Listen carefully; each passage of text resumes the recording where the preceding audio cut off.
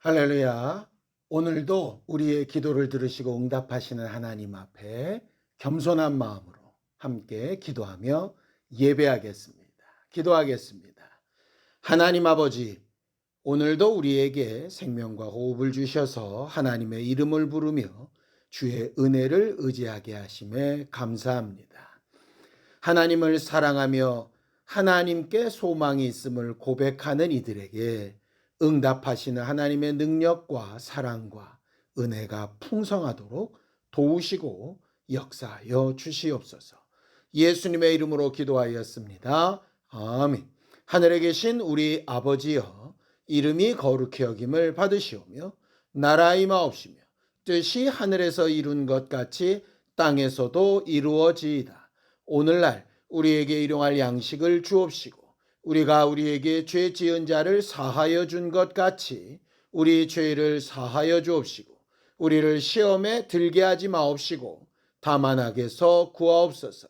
나라와 권세와 영광이 아버지께 영원히 있사옵나이다. 아멘. 찬송가 425장 함께 찬양하겠습니다. 425장입니다.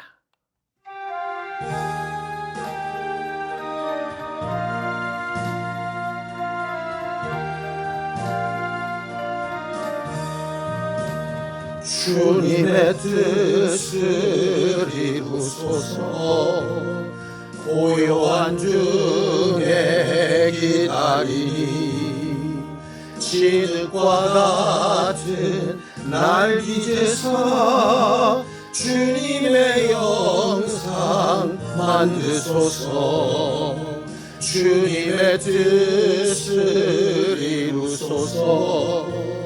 주님 발 앞에 엎드리니 나의 맘속을 살피시사 눈보다 이게 하옵소서. 주님의 뜻을 이루소서.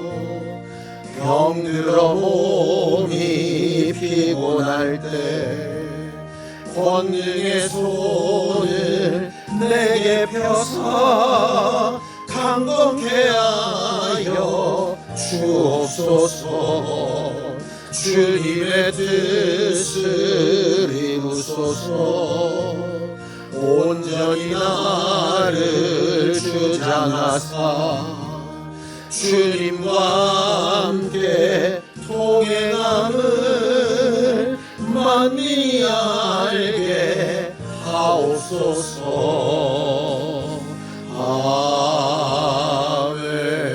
아멘.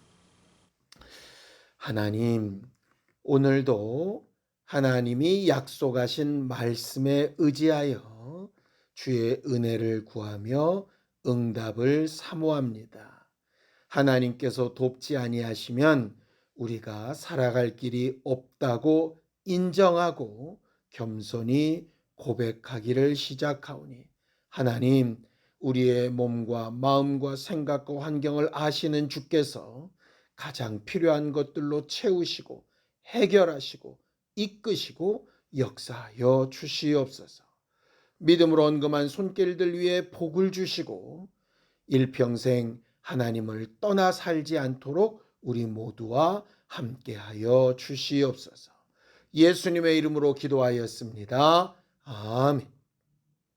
하나님의 말씀은 시편 130편 1절에서 8절까지 말씀을 함께 합독하겠습니다. 시편 130편 1절에서 8절까지 말씀입니다. 함께 읽습니다. 시작. 여호와여, 내가 깊은 곳에서 주께 부르짖었나이다.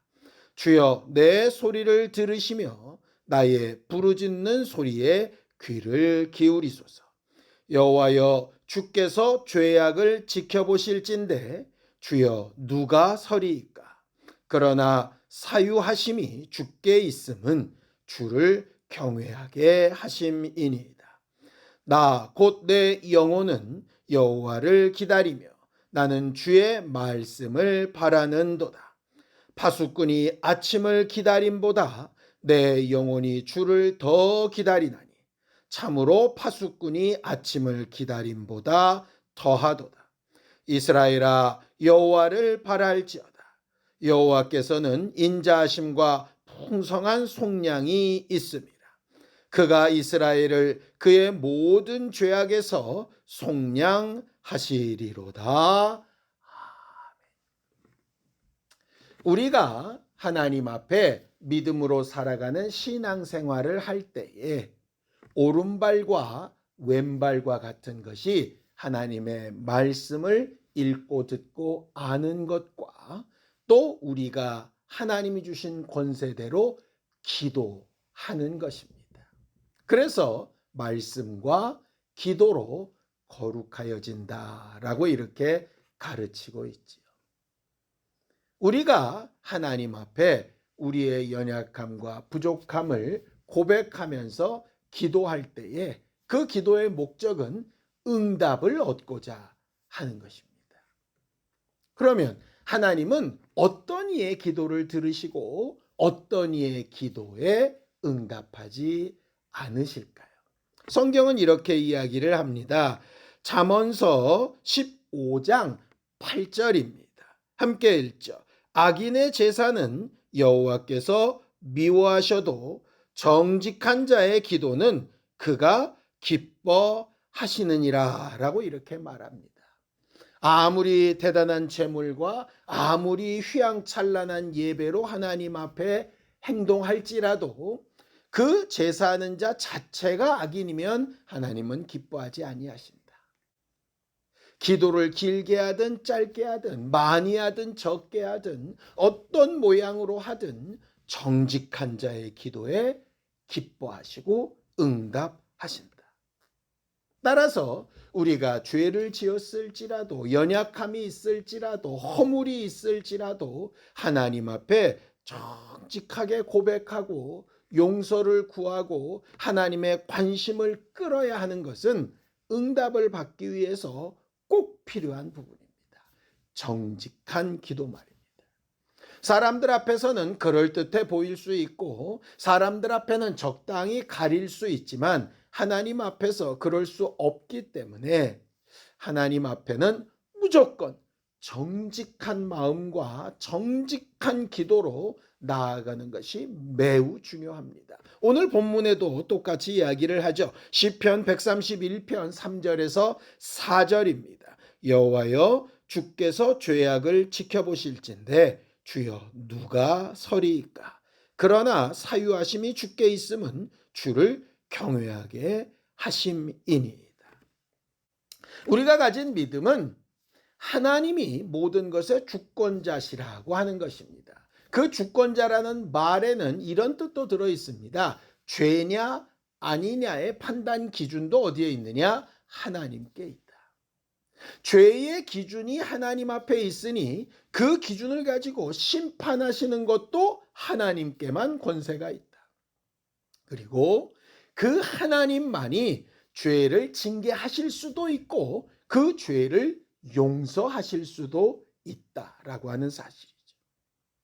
오늘 본문에서 가장 중요하게 고백하는 것은 죄의 사유하심이 주께만 있다라고 하는 것입니다. 그렇기 때문에 죄를 용서해 주실 수 있는 유일한 권세자인 하나님 앞에만 나아가서 정직하게 기도하는 것이 필요합니다. 우리가 누군가에게 잘못을 했다면 그 잘못한 그 사람에게 가서 용서를 빌어야 되지 않겠습니까? 제3자에게 용서를 비는 게 무슨 의미가 있겠습니까? 결과적으로 우리가 하나님 앞에 우리의 죄와 허물과 연약함과 부족함을 정직하게 그대로 내세울 수 있는가 하는 것은 매우 중요한 문제입니다.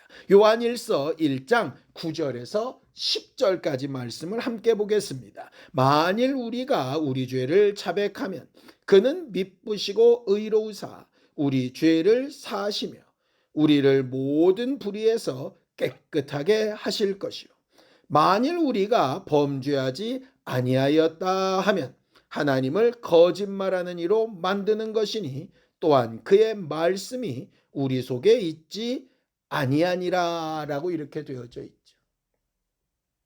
우리는 하나님 앞에 나아갈 때 모든 기도의 제목에 가장 중요한 것이 하나님은 미쁘시고 의로우사 우리가 죄를 자백하고 정직할 때에 피할 길을 내우시고 도우시는 하나님이다라고 하는 사실입니다. 물론 우리가 죄를 짓지 않을 능력이 있거나 그만한 의가 우리 안에 있다면 당당할 수 있을 겁니다. 그런데 이미 우리는 죄인으로 태어났고 이미 지은 죄가 수두룩빽빽하고 지금도 여전히 죄의 속성이 우리 안에서 올라와서 하나님의 말씀을 따라 살려고 하는 우리의 의지를 자꾸 이기고 있는 이 마당에 우리가 하나님 앞에 할 수 있는 최고의 기도가 뭐겠습니까? 우리를 긍휼히 여기시고 불쌍히 여기시며 우리가 하나님을 경외하고 하나님만 죄악을 사유하실 수 있다고 믿고 의지하오니 이 정직한 기도와 간구에 응답하여 달라고 기도하며 간구하는 것 아니겠습니까? 우리의 기도는 그래서 하나님 앞에 죄의 용서함을 얻으며 하나님의 도우심을 구하는 겁니다. 우리에게 급한 기도 제목들이 있지요. 물질의 문제도 있고 건강의 문제도 있고 상황이나 환경이나 자식의 문제도 있고 여러 가지 눈에 보이는 문제들이 있을 겁니다. 물론 그거 다 기도해야 합니다. 그런데 정직하지 못한 상태에서 우리의 죄와 허물을 다 고백하지 않은 상태에서 하나님 앞에 내 안에 뭔가를 감추고 정말 덮어 싸고 있는 상태에서 하는 그 기도가 상달이 되겠습니까? 응답이 되겠습니까? 그래서 우리는 하나님 앞에 우리의 모든 죄와 허물과 우리의 모든 현실을 그대로 고백하고 하나님의 응답을 기다리고 사모하는 것이 매우 필요합니다. 시편 130편 7절에서 8절입니다. 이스라엘아 여호와를 바랄지어다. 여호와께서는 인자하심과 풍성한 속량이 있음이라. 그가 이스라엘을 그의 모든 죄악에서 속량하시리로다 라고 이렇게 고백하고 있죠. 시편 기자가 믿고 의지하는 것은 이것입니다. 하나님은 정직하게 고백하는 자에게 하나님의 용서하심과 속량하심과 은혜 베푸심을 감추지 아니하신다라고 하는 것이죠. 누가 하나님 앞에 정직할 수 있을 것인가 하는 겁니다. 예수께서 이 땅에 육체를 입고 오신 이유가 뭡니까? 우리로 정직하게 하기 위해서입니다. 죽고 부활하시고 또 우리에게 하나님의 이름을 주셔서 그 이름으로 기도하게 하신 이유가 뭡니까? 은혜를 체험하고 하나님의 이름을 의지하여서 우리의 모든 죄와 허물을 하나님 앞에 고백하고 하나님의 도우심과 사유하심과 위로하심을 얻게 하려고 하시는 것 아니겠습니까?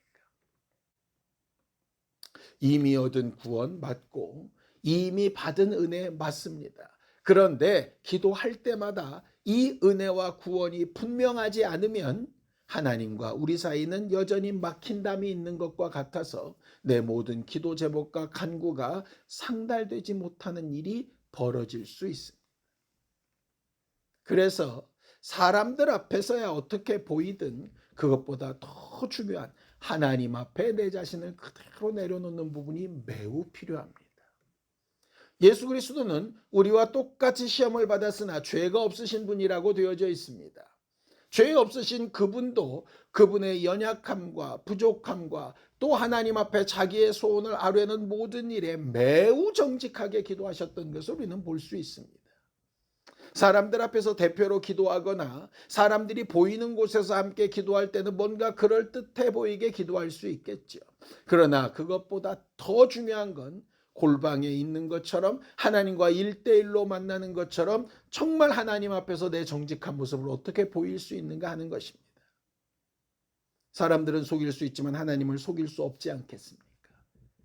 누가 하나님 앞에 서서 우리 자신을 가리우고 감칠 수 있겠습니까? 정직하게 기도하고 하나님의 도우심을 구하는 것 이외에 방법이 없습니다. 그리고 하나님 앞에 그렇게 회개하고 하나님 앞에 우리의 소원을 아뢰고 하나님의 은혜와 긍휼과 사유하심을 사모했다면 우리에게 그 다음 필요한 것은 하나님의 응답과 역사가 있기까지 묵묵히 기다리는 것입니다. 오늘 성경 본문에는 그런 기다림을 파수꾼의 기다림이라고 이렇게 말을 합니다. 시편 130편 5절에서 6절입니다. 함께 읽습니다. 시작. 나 곧 내 영혼은 여호와를 기다리나니 나는 주의 말씀을 바라는도다. 파수꾼이 아침을 기다림보다 내 영혼이 주를 더 기다리나니 참으로 파수꾼이 아침을 기다림보다 더하도다 라고 이렇게 말을 하죠. 파수꾼, 저녁에 불침번을 서는 경험을 해본 사람들은 알 겁니다. 자기에게 정해진 시간이 있는데 그 시간이 빨리 가기를 바라나 그 시간은 시간만큼 채워져야 되지요. 그러나 그때를 기다리고 그 일이 끝났을 때 내 수고를 다 마쳤다 하는 그 기쁨과 그 안도감을 분명히 우리는 기억할 겁니다. 우리의 기도도 우리의 응답을 사모하는 마음도 그렇게 되기를 예수님의 이름으로 축원합니다. 하나님께서는 반드시 응답하실 것이고 반드시 해 뜨는 시간이 돌아오는 것처럼 우리에게 응답이 있을 텐데 그때까지 우리의 마음과 생각을 어떻게 지키며 정직하게 하나님 앞에 기도할 것인가 하는 것은 매우 중요한 문제입니다.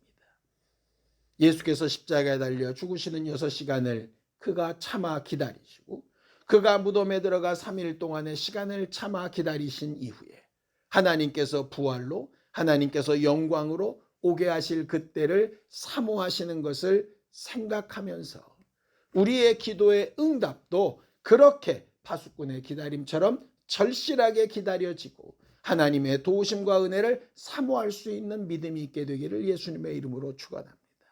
우리가 하나님 앞에 기도하고 하나님의 도우심을 구하고 하나님이 역사하시는 증거를 보려고 할 때에 하나님께서 일하시는 능력이 우리 안에 풍성히 거하게 되기를 예수님의 이름으로 축원합니다. 기도하겠습니다. 하나님 아버지, 하나님께서 우리 모두를 도우시고 응답하여 주셔서 우리의 기도와 간구가 하나님 앞에 늘 상달되게 하시고 특별히 우리의 모든 죄악과 허물을 용서하시며 하나님의 뜻대로 순종하며 사는 증거들이 나타나는 거룩한 교회가 되도록 우리 모두와 함께 하시고 인도하여 주시옵소서.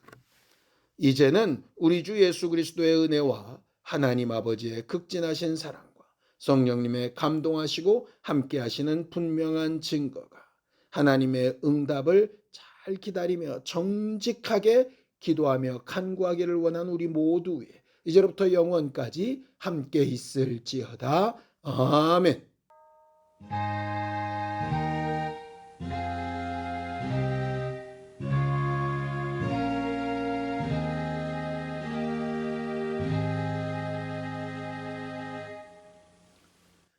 회개 후에 자유케 하심과 우리 모든 기도에 응답하실 것을 간절히 사모하며 함께 기도하시겠습니다.